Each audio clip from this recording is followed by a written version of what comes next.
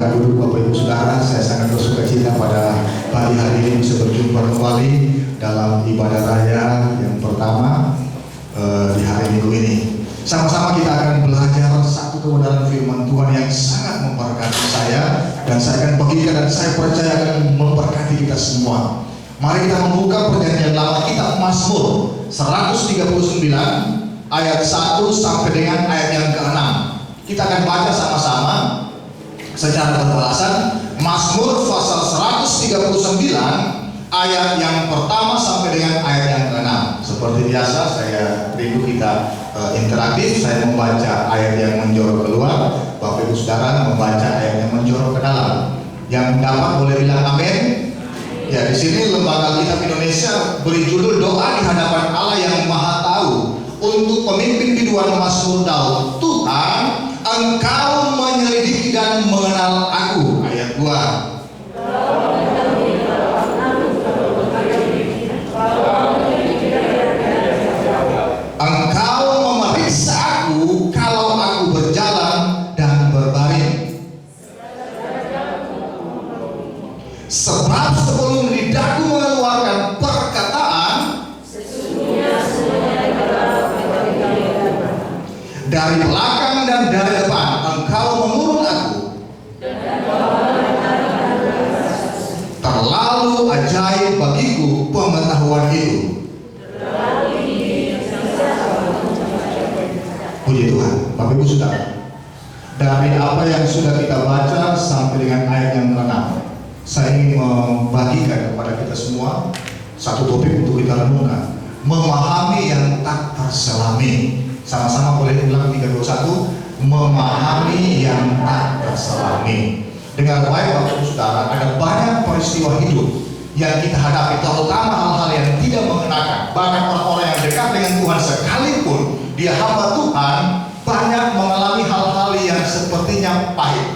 Dan ketika itu dirasakan dan dialami, dan dia bertanya kepada Tuhan, kenapa hal ini terjadi? Dan seringkali membuat banyak orang kecewa dan mundur dari Tuhan.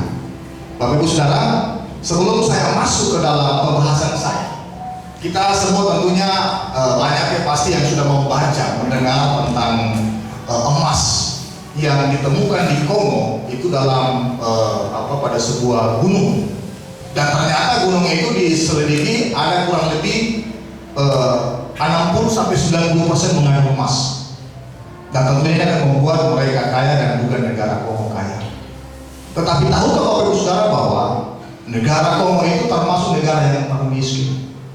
Hari ini jumlah kekristenan di sana kurang lebih 95% Kristen. Dan Kongo itu ada di Afrika Selatan. Tahukah Bapak Ibu Saudara bahwa 100 tahun yang lalu, ya mungkin ada tampilannya di sini, ada sepasang suami istri misioner namanya David Flood dan Svea istrinya. Pada tahun 2000 dan tahun 1921 mereka ke Kongo untuk menjadi misioner. Tentunya ke Kongo itu bukan satu hal yang mengenakan bagi kebanyakan orang, tapi mereka punya panggilan untuk ke Kongo untuk menjadi misioner. Dan tentunya di Kongo berbeda dengan daerah kita di Asia. Kongo itu Afrika dan banyak bangsa-bangsa yang masih primitif, bahkan juga masih kanibal, bisa memakan manusia. Dan singkat cerita, ketika mereka sampai di Kongo, mereka membawa anak mereka namanya David Junior, itu masih umur kurang lebih 2 tahun. Ternyata ketika mereka sampai di sana, daerah itu daerah yang pandemik malaria. David Junior yang masih bayi itu kena malaria. Dan lebih tragis lagi, mereka tidak boleh masuk kampung. Sebab kepercayaan mereka bahwa kalau ada orang kulit putih masuk kampung mereka, itu akan dimarah oleh dewa. Mereka akan mendapat tulah. Dan akhirnya mereka hanya boleh tinggal di luar kampung dan membangun gubuk dari lumpur untuk tempat tinggal mereka. Mereka menjalani kurang lebih 6 bulan dan mereka menginjil hanya 1 anak kecil yang mereka bimbing seperti sekolah minggu untuk mendengarkan Injil. Singkat cerita, istri daripada David Flood namanya Ibu Svea itu kena malaria juga, demam, sakit-sakitan. Dalam sakitnya dia hamil. Dan kemudian David Flood dia berniat untuk kembali ke negerinya Swedia. Tapi apa yang terjadi? Tidak bisa karena daerah waktu itu belum bisa naik pesawat, naik kapal. Dan ibu Svea itu hamil. Dan dalam keadaan hamil, kemudian dia sakit malaria, hampir mati. Dan lahirlah seorang anak bayi perempuan. Mereka namakan Aini. Dan bayi ini lahir dan belum lama berselang, ibu Svea meninggal karena sakit. Ketika David memakamkan di ujung kampung itu istrinya yang tercinta, dia menangis. Dan satu hal dikatakan, dia kecewa kepada Tuhan. Sebab mereka jauh-jauh dari Swedia untuk menginjil, tapi mereka dapatkan bukan hal yang mengenakan. Ditolak di kampung itu hanya satu orang yang diinjili dan istrinya meninggal. Dan kemudian David berniat untuk pulang kampung. Dia mengurus segala perizinan di lembaga misioneri. Dan ternyata dia hanya bisa membawa pulang anak yang tua namanya David Junior. Si bayi kecil yang umur 1 tahun namanya Amy, atau dipanggil Agi dalam bahasa Kongo, itu dia dititip sama teman yang bernama Erikson, juga misioner. Kemudian dalam persoalan ketika David pulang ke Swedia, Erikson dan istrinya meninggal dunia karena diracun oleh kepala suku di sana. Dan akhirnya si anak yang baru 1 tahun namanya si Amy itu dipiara lagi oleh temannya satu, juga penginjil, ya, Arthur dan Ibu Bar. Dan lama berselang kemudian mereka, Pak Arthur dan Ibu Bar kembali ke Amerika. Mereka tinggal di Minneapolis. Dan singkat cerita, anak kecil tadi namanya Amy dia bertumbuh besar. Ketika dia dewasa, sudah ya umur 20-an, dia menikah dengan seorang yang punya yayasan pendidikan penginjilan di sana, dan kemudian mereka menikah. Satu saat ibu atau Agi kecil tadi yang sudah kawin, sudah dewasa, itu menerima satu surat kabar atau majalah berbahasa Swedia. Dia sangat kaget, dia lihat ada foto masa kecilnya, dan dia tahu dari cerita bahwa ayahnya bernama David Flood. Kemudian dia cari orang yang bisa berbahasa Swedia dan menerjemahkan apa ceritanya. Nah, singkat cerita bahwa menceritakan bagaimana penginjilan David Flood ke Afrika, kemudian meninggal istrinya, dan juga dia kembali ke Swedia bersama anaknya David Junior dan seorang bayi kecil yang namanya Edi atau Amy ditinggalkan. Dan menurut berita di majalah itu, sampai berita itu disampaikan, bayi itu sekarang nggak tahu entah kemana. Dia tahu dia adalah bayi itu. Kemudian satu saat mereka mendapat satu surat,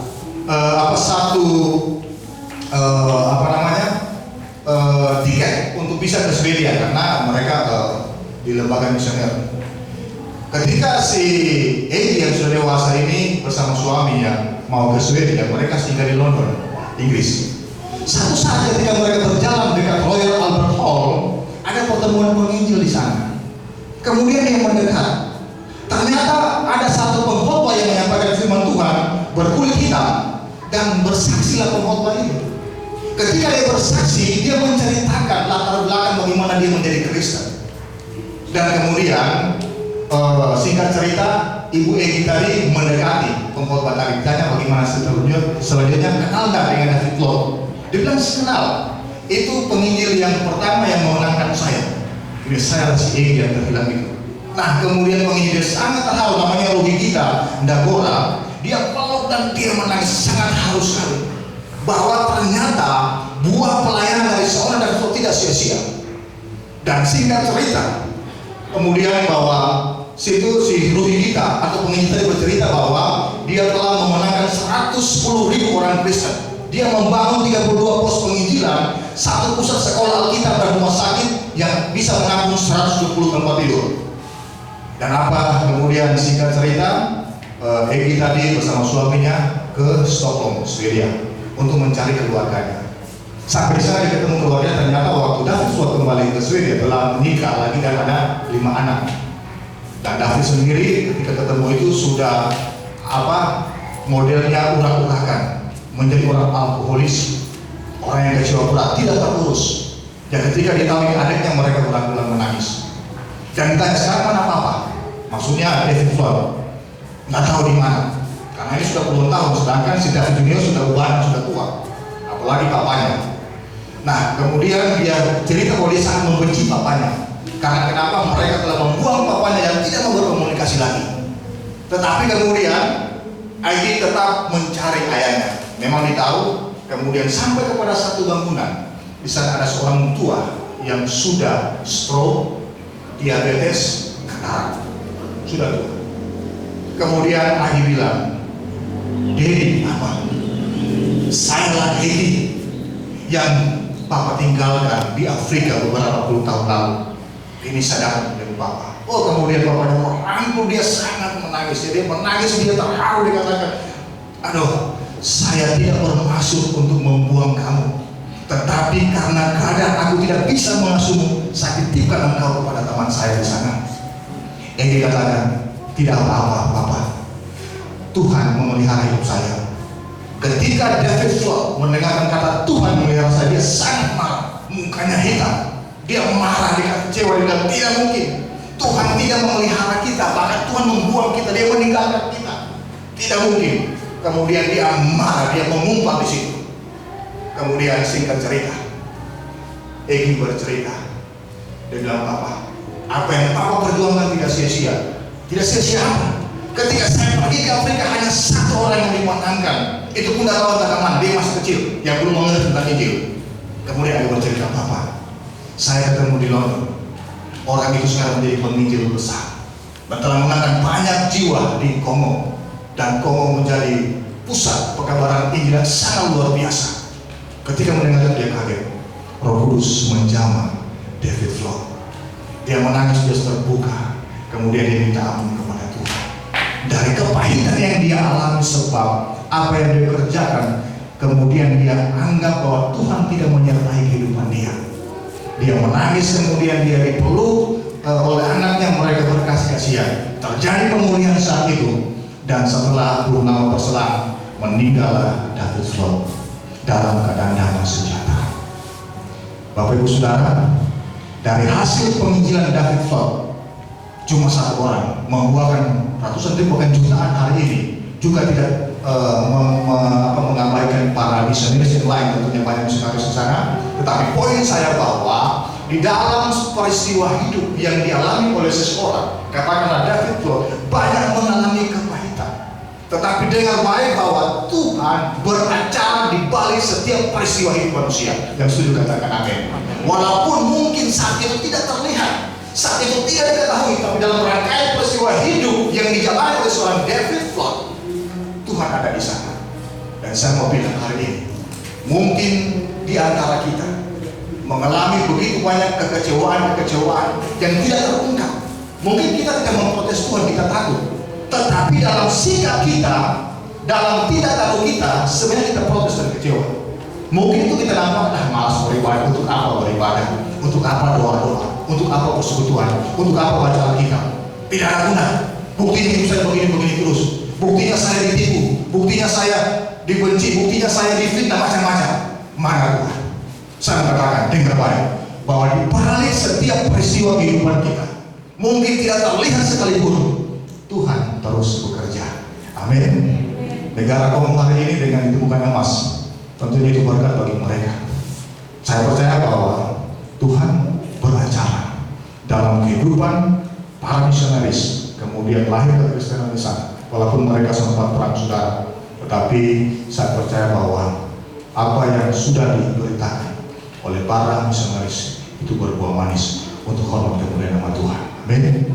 Satu hal saya mau bilang, kalau kita membaca di ayat yang ke-6, dibaca kita yang tadi dikatakan demikian, Mazmur 139 ayat 6, "Terlalu ajaib bagiku pengetahuan itu, terlalu tinggi tidak sanggup aku mencapainya." Luar biasa.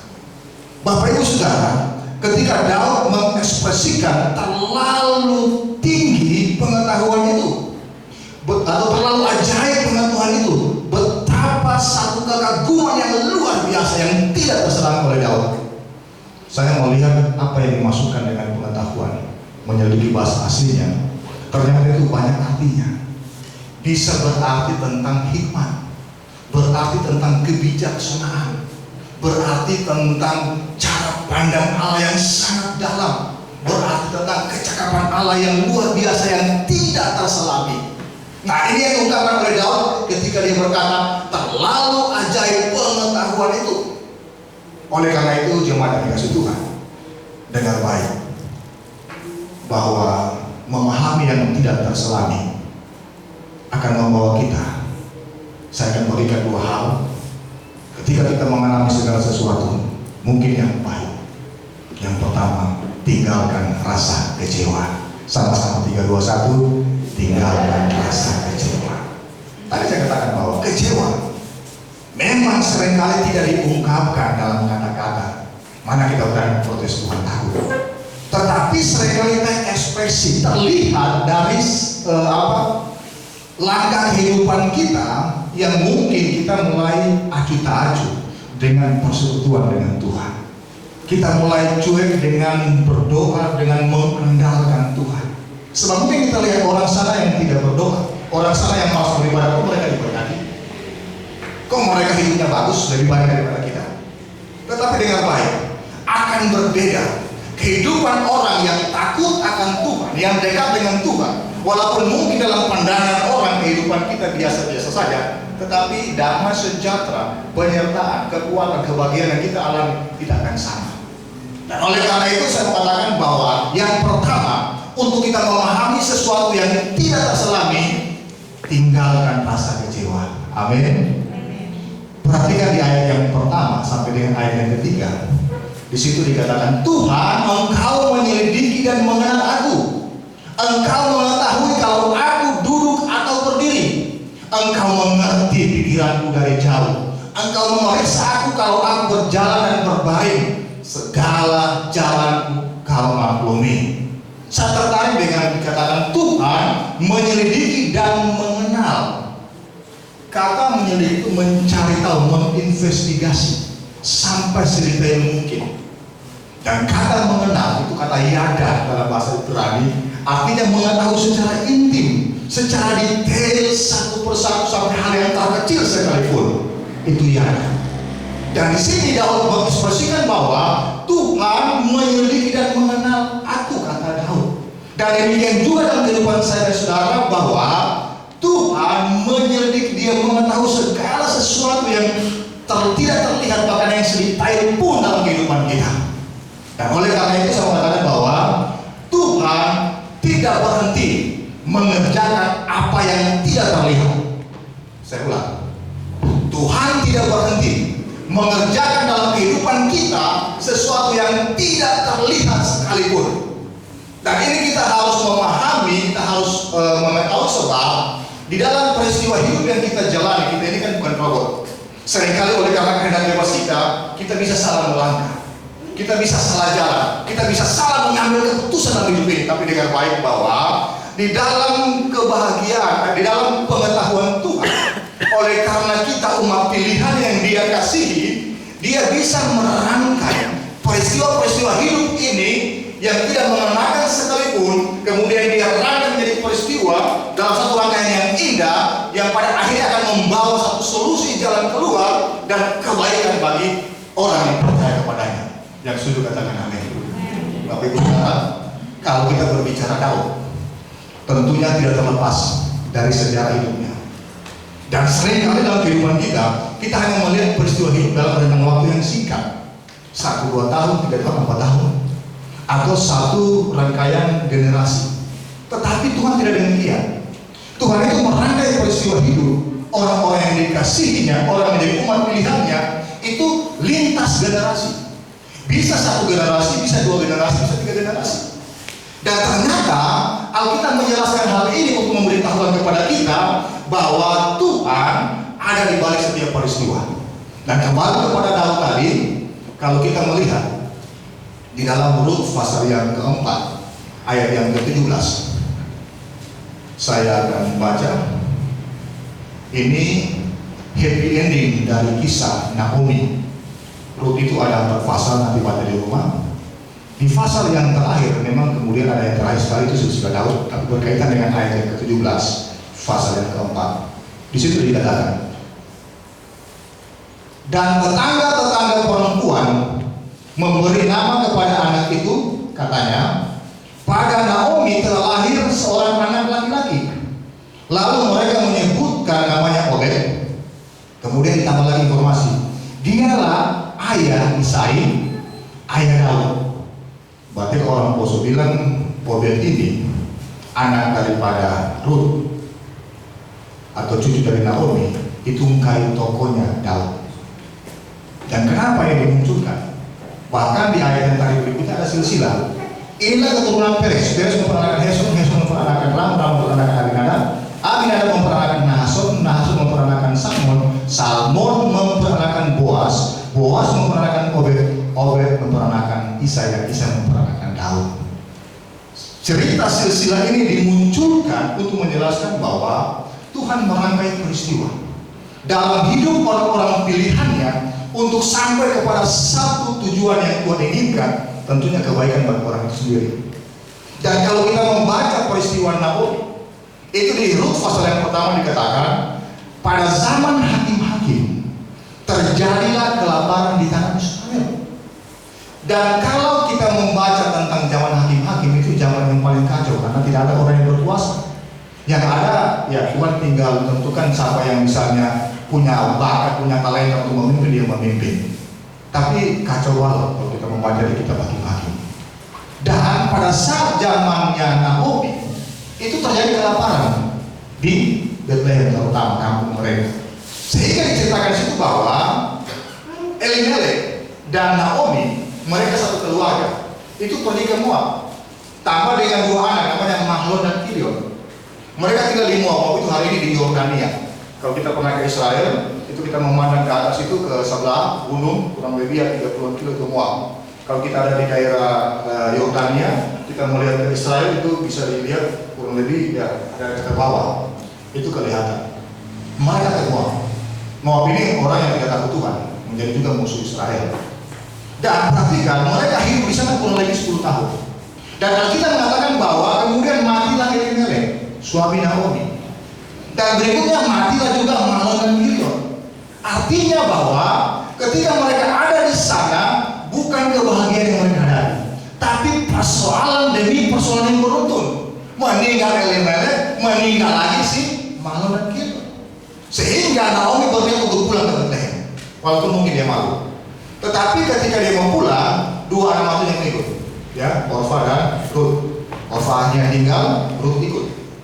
Dan perhatikan Bapak Ibu Saudara, bagaimana Tuhan merangkai peristiwa hidup. Sampai di sana mereka belum bagaimana. Dua-dua janda, mama mantu dengan anak mantu. Dan mereka harus makan. Dan ketika mereka sampai di Bethlehem, kepahitan seorang Naomi itu tidak terbendung. Ketika mereka bilang, Naomi datang, dia pulang kampung. Naomi bilang, jangan panggil aku Naomi, ya, panggil aku Mara, artinya pahit. Dia kecewa. Sebab dalam rangkaian kehidupan yang sepertinya Tuhan tidak kelihatan, Tuhan meninggalkan. Kalau kita membaca kitab Rut, itu sangat jarang dibilang nama Tuhan. Dan tidak pernah dikatakan bahwa Tuhan mengambil inisiatif berfirman mengenai sesuatu, tidak kelihatan. Hanya sebutan daripada Naomi atau Rut. Kan dibilang alam akan menjadi Allahku, tempat menjadi tempatku. Jarang disebut. Tetapi dengan baik bahwa ketika mereka tidak menyadari dan ketika tidak kelihatan sepertinya Tuhan itu terlibat, tetapi saya mengatakan ketika Alkitab ditulis untuk menyatakan bahwa di dalam peristiwa hidup Tuhan ada di sana. Amin. Dan perhatikan ketika sampai mereka di Bethlehem, Ruth dia bekerja. Dia karena ada ladang jelai daripada orang kaya petani kaya namanya Boas, dan dia kerja di situ. Kemudian Boas lihat ada orang di belakang, karena memang hukum Torah kalau potong jelai sama potong padi kan kasih habis semua, tinggalkan sebagian itu untuk orang susah. Dan itu mereka biarkan. Ketika Boas melihat ada seorang wanita di sana, dia bilang sama anak buahnya, jangan ganggu dia, biarkan dia. Bahkan sengaja kasih sisa supaya dia ambil. Dan ketika singkat cerita cari tahu bahwa ternyata Boas ini masih kerabat, masih sepupu daripada almarhum suami daripada Ruth. Nah, kemudian kita melihat bahwa Tuhan bekerja dalam peristiwa hidup ini. Satu saat Naomi bilang, kamu berpakaian yang baik, ya, datang kepada Boas tempat pengirikan. Nah, kemudian Ruth itu berani dikatakan, dia bilang, engkau akan menjadi penebusku. Apa maksud penebus? Dalam tradisi Yahudi bahwa kalau seorang suami kemudian dia meninggal dan tidak meninggalkan anak, istrinya itu harus dikawini oleh saudaranya yang lain, kerabatnya. Nama itu perkawinan Levita dalam tradisi Yahudi. Nah, kemudian ketika Ruth menyampaikan ini kepada Boaz, Boaz pula masih mempertimbangkan, cari keluarga yang lebih dekat, yang mungkin Boaz itu cuma sepupu 2 kali, cari yang dekat. Ketika didapat yang dekat, kemudian ditawarkan, dia bilang ya dia tidak suka karena Ruth ini orang Moab. Nah, akhirnya Boaz menerima Ruth menjadi istrinya. Singkat cerita, mereka menikah di tua-tua Israel, dan yang tadi yang kita baca, lahirnya namanya Boaz. Kemudian dikatakan dia ayah Isai, Isai ayah Daud. Kenapa dikatakan? Alkitab mengungkapkan bahwa Tuhan bekerja dalam peristiwa-peristiwa hidup, mungkin pahit sekalipun, mungkin Tuhan tidak terlihat di sana, tetapi menghasilkan happy ending. Karena rencana Tuhan yang tidak terselami itu tertuju kepada Ruth, kemudian mengalirkan Obed sampai Isai sampai Daud, dan terus kalau kita tarik panjang sampai Yesus Kristus. Poin saya mengatakan bahwa ketika kita menghadapi persoalan, ketika kita menghadapi masalah, bahkan hal yang pahit dalam kehidupan kita, jangan pernah kecewa. Bilang jangan pernah kecewa. Tidak gampang Bapak Ibu Saudara. Mungkin hari ini kita mengalami kepahitan-kepahitan seperti Naomi, tetapi dengar baik bahwa di dalam peristiwa hidup yang kita hadapi, mungkin pahit sekalipun, Tuhan ada di sana. Di dalam segala usaha, mungkin sakit, penyakit, bahkan dalam peristiwa yang tidak mengenakan yang kita hadapi, mungkin sepanjang hidup kita banyak menghadapi segala sesuatu karena mungkin kesalahan kita juga. Tetapi dengar baik, kalau kita dekat dengan Tuhan, Tuhan ada di sana dalam kehidupan kita. Tetapi poinnya, kalau kita pelajari dari peristiwa rangkaian hidup Naomi, ada sosok yang harus kita pelajari, teladani. Itulah Ruth dan Boaz. Ruth itu orang yang setia. Ternyata kesetiaan itu diperhitungkan oleh Tuhan. Kemudian ketemu dengan Boaz. Boaz itu orang yang murah hati, orang yang membaik. Ternyata kemurahan hati pun juga diperhitungkan Tuhan, dan dia bisa merangkai menjadikan satu kebaikan bagi keluarga Naomi. Dan saya mau bilang bahwa hidup ini, ketika kita mengalami kepahitan demi kepahitan, bukan kepahitan karena benci orang, tapi kepahitan hal-hal yang tidak baik, yang tidak mengenakan dalam hidup rumah tangga kita, dalam perjalanan hidup kita, saya mengatakan jangan pernah kecewa. Amin. Dan biarlah tetap kita setia, karena Tuhan sangat memperhatikan ketika ada kesetiaan di situ. Karena Tuhan memperhatikan ketika ada kasih dan kemurahan dalam kehidupan kita. Dan Tuhan perhitungkan hal itu, sehingga apa yang kita kerjakan itu Tuhan tidak pernah abaikan. Mungkin belum hari ini, mungkin nanti anak-anak kita yang bisa nikmati, karena berbicara dengan hidup itu sejarah panjang. Dan kalau kita lihat Naomi 10 tahun ada di Moab, dan kemudian mendapatkan satu jalan keluar. Dan kembali kepada yang saya cerita tadi, David Flood itu puluhan tahun. Tetapi dengar baik bahwa sepanjang sejarah hidup manusia, bukan hanya zaman kita, zaman hari ini pun juga ada Tuhan di balik seluruh peristiwa hidupmu. Amin. Oleh karena itu, tetap setia. Setia beribadah, setia dalam kehidupan rumah tangga, keluarga, pasangan, dan seterusnya. Di dalam setiap apa yang kita kerjakan dari hari ke hari, dengar baik bahwa Tuhan ada di balik peristiwa kehidupan kita. Kalau Tuhan ada di sana, bahwa mungkin kita mengalami hal-hal yang pahit sekalipun, tapi akan dirangkai Tuhan menjadi sesuatu yang baik. Amin. Nah, itu poin yang pertama. Kemudian yang kedua, mari kita baca ayat yang keempat dan yang kelima. Kembali ke Mazmur 139. Di situ dikatakan, sebab sebelum lidahku mengeluarkan perkataan, sesungguhnya semuanya telah kau ketahui ya Tuhan. Dari belakang dan dari depan engkau mengurung aku, dan engkau menaruh tanganmu ke atasku. Bapak Ibu Saudara, memahami yang tak terselami. Yang kedua, tetap tegar. Bilang sama-sama, tetap tegar. Tetap tegar artinya, walaupun kita hadapi persoalan, walaupun hari ini mungkin sudah 1 bulan, 1 tahun, 10 tahun, bahkan sudah puluhan tahun, sepertinya jawaban doa kita belum ada. Saya mau katakan, tetap tegar. Karena dunia ini bukan tempat yang ideal. Dunia ini kita akan selalu menghadapi persoalan. Tetapi kalau kita memahami cara Tuhan yang tidak terselangi, marilah kita tetap tegak. Perhatikan, tegak apa? Untuk menghadapi sesuatu yang terlihat. Karena yang terlihat itu seringkali membuat rasa pahit. Tapi percaya bahwa Tuhan peduli di dalam setiap keadaan kita. Ini yang saya mau katakan. Dan kalau kita melihat kisah Daud, ketika dia menyatakan Mazmur ini, Daud orang yang banyak mengalami pahit getirnya kehidupan ini. Bahkan dia tahu bahwa sejak lahir dia itu tertolak. Kalau kita baca sejarah anak-anak Ishak, itu 8 orang yang hanya diperhitungkan cuma 7 orang. Daud ini yang paling bungsu, paling kecil. Seharusnya anak bungsu itu yang paling disayang. Seharusnya anak bungsu itu yang paling dimanja. Tapi tidak demikian dengan Daud. Dia malah ditolak. Memang Alkitab tidak mengatakan. Tetapi dalam apa yang Daud ungkapkan dalam Mazmurnya, dalam satu Mazmurnya dikatakan di Mazmur pasal yang ke berapa ya? 27 ayat 10. Sekalipun ayah dan ibuku meninggalkan aku, tetapi Tuhan menyambut aku. Tentunya ini satu ekspresi secara implisit menggambarkan bahwa Daud dia merasa tertolak. Sebab ada penafsir yang mengatakan bahwa anak Ishak sebanyak 7 orang. Dan kemungkinan ini bukan pasti. Daud yang ada ini mungkin mau digugurkan rencananya, tetapi dia tak terlahir. Dan karena dia terlahir dalam tanda kutip mungkin terpaksa, sehingga dia tidak terlalu perhatikan. Diberikan pekerjaan itu yang tersendiri.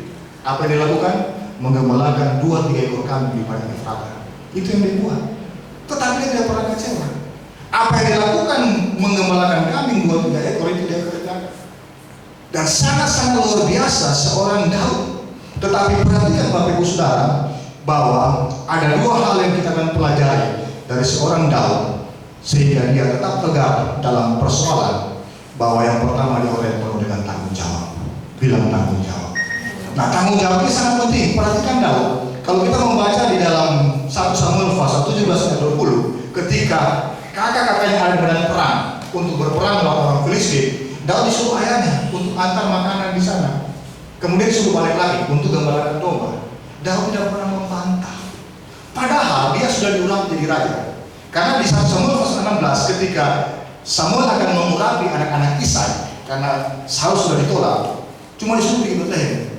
Bilang urapilah anak Ishak. Kalau ada yang saya tunjukkan kepadamu itulah dia. Ketika muncul yang pertama namanya Eliab, gagah perkasa, kekar orangnya, Samuel bilang sudah ini dia. Tapi Tuhan bilang bukan dia. Tuhan tidak melihat perawakan, tapi Tuhan melihat hati. Muncul yang kedua, si Abinadab, muncul Syama dan seterusnya sampai 7, tidak ada yang digerakkan oleh Tuhan kepada Samuel. Samuel bilang, sudah ada. Cuma ini anaknya Isai. Samuel tanya sama saya, cuma ini ke anakmu? Bayangkan, Daud tidak begitu. Isai bilang, masih ada satu di padang menggembalakan domba. Panggil dia kemari. Kalau dia belum muncul, orang belum bisa makan ini. Akhirnya muncul Daud. Perawakannya agak kecil, muka kemurah-murahan, elok parasnya, langsung tergerak Samuel. Dia orangnya, urapi dia. Tetapi perhatikan Daud, dia tidak langsung istilahnya makan puji atau apa. Malah dia orang yang sangat bertanggung jawab. Nah, tanggung jawab inilah yang dilihat oleh Tuhan dalam kehidupan Daud. Dan oleh karena itu ketika kita dalam keadaan masalah, apapun yang kita hadapi dalam hidup ini, tetap tegak. Di dalam kita tetap tegak, jangan lupa tanggung jawab. Kita menjadi orang Kristen walaupun kita berdoa dan berdoa, tetapi tidak bertanggung jawab dalam dunia nyata, sia-sia. Percuma sama bilang. Dan oleh karena itu bahwa doa itu harus disertai dengan tanggung jawab. Untuk menjalani hidup yang semakin sulit seperti hari ini, tidak ada jalan lain selain tanggung jawab. Dan oleh karena itu apapun yang Tuhan percayakan kepada kita, pekerjaan apapun juga, mungkin itu kecil bagi hidup manusia, tetapi kalau ada tanggung jawab di sana, akan dengar baik bahwa Tuhan itu melihat kedalaman hati kita, tanggung jawab kita, dan Tuhan akan merangkai peristiwa itu untuk memberkati kehidupan kita. Amin. Dan yang kedua dari seorang Daud, dia orang yang dekat dengan Tuhan. Kalau kita baca dalam Mazmur 84 ayat 11, dia bilang lebih baik 1 hari di pelataran Tuhan daripada 1000 hari di tempat lain. Dan ini sangat penting. Seberapa jauh kita memahami hal ini, tentunya bagaimana kita punya satu relationship dengan Tuhan. Relationship itu terjadi kalau kita punya satu hubungan, ada doa pribadi. Memang kita bisa dimintakan doa oleh hamba Tuhan, tumpang tangan dan seterusnya, tetapi bangunlah kehidupan pribadi dengan Tuhan yang hidup dari doa yang kita jalani, dan itu berkesinambungan. Memang Tuhan tidak kelihatan, tetapi kalau kita berdoa, itu akan terasa bagaimana penyertaan pimpinan Tuhan. Minggu lalu saya bilang, ketika terpapar COVID-19, saya bertanya, Tuhan, kenapa harus saya? Kenapa harus keluarga saya? Banyak orang lain di sana selain berjalan tidak pakai masker, hidup seenaknya, kok bukan mereka? Kenapa saya? Sehingga ketika dalam satu titik terendah, karena kekhawatiran, kalau saya mengalami Tuhan panggil, bagaimana keadaan seterusnya keluarga saya? Ternyata Tuhan luar biasa, diizinkan mengalami hal seperti ini. Kalau hari ini saya pulih, saya sembuh, walaupun memang belum 100%, saya percaya di balik hal ini Tuhan merangkai peristiwa hidup untuk sesuatu yang lebih baik. Amin. Ketika saya merasa bertanya, Tuhan, di dalam pelayanan saya misalnya banyak tantangan yang dihadapi, mungkin merasa bahwa kenapa misalnya kehidupan dari apa yang saya lakukan, jemaat yang saya gembalakan, katakan demikian, kalau hari ini misalnya stagnan misalnya seperti itu. Tapi tidak demikian. Saya percaya iman kita, kalau kita maju terus. Amin. Tetapi ada saat-saatnya dalam perasaan kita ketika kita sudah melakukan maksimal, tapi hasilnya kurang maksimal. Tapi saya sangat percaya ketika membaca kisah David Flood tadi, saya dihiburkan. Ketika saya membaca, jujur saya menangis, meneteskan air mata, karena apa yang dialami oleh David Flood cerita awal tadi itu sangat-sangat pahit. Kalaupun saya mengalami seperti itu, mungkin saya tidak mampu.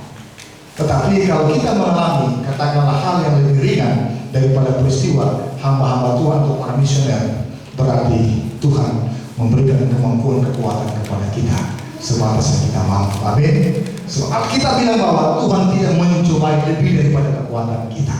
Dan oleh karena itu, dengan baik Bapak Ibu Saudara, pagi hari ini, ketika kita mendengarkan firman Tuhan ini, saya tidak membawa kita untuk kita melihat si A, si B, si C, tetapi marilah kita melihat pribadi kita masing-masing. Amin. Mungkin banyak peristiwa yang kita hadapi berbeda, masing-masing orang pasti, tetapi dengan baik bahwa ketika kita berharap kepada Tuhan, ada satu harapan, ada doa, ada kebutuhan mungkin itu sangat mendesak, tetapi belum dijawab Tuhan, malah kita menghadapi persoalan-persoalan yang pahit dalam hidup ini, dengan baik bahwa Tuhan ada di balik persoalan kita. Amin. Oleh karena itu, jangan pernah merasa kecewa. Kalau hari yang kau belum dijawab oleh Tuhan, kalau hari yang kau belum mendapatkan pertolongan, terus tetap tegar, tetap setia. Amin. Tetap bertanggung jawab, tetap dekat dengan Tuhan, dan juga berkasih kemurahan kepada siapapun. Dan saya percaya bahwa janji Tuhan pasti akan tergenapi di dalam generasi kita. Semakin kita setia, semakin kita taat, semakin kita berkemurahan, semakin kita bertanggung jawab, semakin kita dekat dengan Tuhan, sesuatu yang mungkin panjang jalan ceritanya bisa Tuhan rangkai menjadi sesuatu yang indah dalam waktu yang singkat. Asalkan kita mau terlibat di dalam kesetiaan, di dalam tanggung jawab, dekat dengan Tuhan, dalam kemurahan, Tuhan pasti memberkati kita. Amin. Amin. Untuk firman Tuhan, kita akan berdoa.